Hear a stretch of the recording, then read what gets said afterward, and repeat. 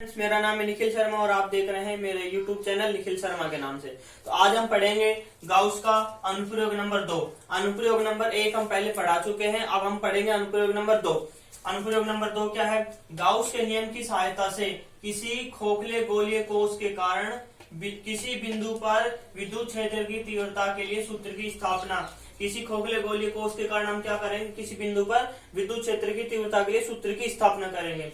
इसके लिए हम इसमें 3 पॉइंट फाइंड करते हैं। पहला है जब बिंदु पृष्ठ के बाहर स्थित हो, दूसरा क्या है जब बिंदु पृष्ठ के ऊपर स्थित हो, और तीसरा पॉइंट क्या है जब बिंदु पृष्ठ के अंदर स्थित हो। अब हम सबसे पहले क्या लेंगे? जब बिंदु पृष्ठ के बाहर स्थित हो। अब बाहर स्थित होगा तो हम इस सबसे पहले हमें पता है गाउस के नियम का, जब भी हमें विद्युत क्षेत्र की तीव्रता निकालते हैं गाउस के नियम की सहायता से, तो उसमें हम एक बंद पृष्ठ की कल्पना करते हैं। सबसे पहले हम एक आवेशित गोलीय खोखले गोलीय कोष लेते हैं, उसमें उसकी जो त्रिज्या है वो स्मॉल आर है और स्मॉल आर है, और इसका जो केंद्र बिंदु है वो ओ है। अब केंद्र बिंदु ओ से कैपिटल आर दूरी पर कोई बिंदु पे स्थित है, जिसपे हमें एक विद्युत क्षेत्र की तीव्रता के लिए गाउस के नियम की सहायता से विद्युत क्षेत्र की तीव्रता का मान ज्ञात करना है। अब हम क्या करेंगे? बिंदु पी पर एक गाउस का नियम की सहायता से गोलीय कोष पर विद्युत क्षेत्र की तीव्रता का मान ज्ञात करने के लिए एक बंद पृष्ठ की कल्पना करते हैं। ये हमने एक बंद पृष्ठ की कल्पना कर ली है और एक बिंदु पी है।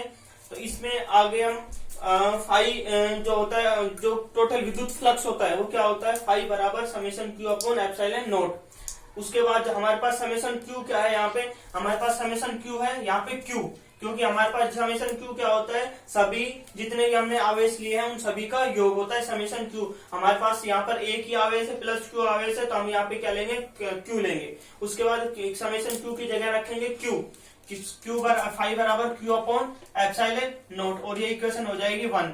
अब यहाँ पे अल्पांश भाग एक डीए की कल्पना करते हैं। यहाँ बिंदु पी पर एक अल्पांश भाग डीए की कल्पना करते हैं।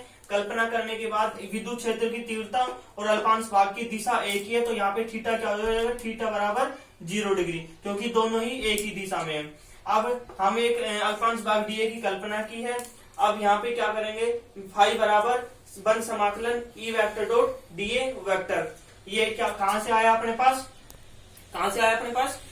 बंद समाकलन E vector dot DA vector, ये विद्युत फ्लक्स की परिभाषा से। अब यहाँ पे हम जब वेक्टर हटाएंगे इसका, तो यहाँ पे क्या आ जाएगा? कोस थीटा आ जाएगा। फाई बराबर बंद समाकलन E dot DA cos theta. हमें पता है थीटा बराबर क्या है हमारे पास यहाँ पे? 0 डिग्री, क्योंकि अल्पांश भाग डीए और ई वेक्टर की दिशा दोनों की एक ही दिशा है, तो यहाँ पे थीटा क्या आ जाएगा? थीटा बराबर 0 डिग्री। तो फाई बराबर बंद समाकलन ई डॉट डीए, क्योंकि थीटा कोस 0 डिग्री, कोस 0 डिग्री बराबर 1, तो यहाँ पे 1 हो जाएगा। तो यहाँ क्या आ जाएगा? फाई बराबर बंद समाकलन ई डॉट डीए।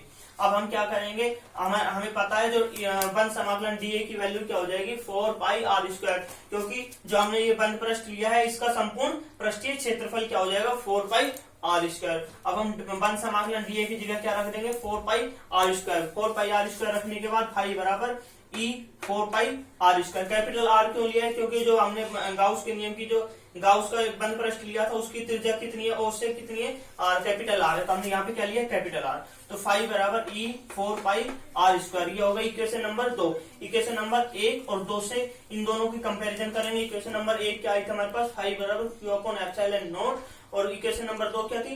फाई बराबर ई 4 पाई आर स्क्वायर। अब इन दोनों की कंपैरिजन करेंगे तो क्या आ जाएगा हमारे पास? क्यू अपॉन एप्सिलॉन नॉट बराबर ई 4 पाई आर स्क्वायर। ये आने के बाद हमें पता है 1 अपॉन 4 पाई एप्सिलॉन नॉट बराबर क्या होता है? के, और ये के क्या है? यहाँ पर हमारे पास के है नियतांक। तो ई बराबर क्या हो जाएगा? हमें विद्युत क्षेत्र की तीव्रता का मान ज्ञात करना है, तो ई बराबर k q upon are square, और ये हो जाएगी इक्वेशन नंबर 3। और ये जो इक्वेशन नंबर 3 है ये हमें क्या दर्शा रही है? हमें जब बिंदु पृष्ठ के बाहर स्थित है, जब बिंदु कहाँ है? पृष्ठ के बाहर स्थित है, तो विद्युत क्षेत्र की तीव्रता क्या हो जाएगी? के q upon capital R square. एक पॉइंट हमारा खत्म हो गया। दूसरा पॉइंट क्या था? जब बिंदु पृष्ठ के ऊपर स्थित हो।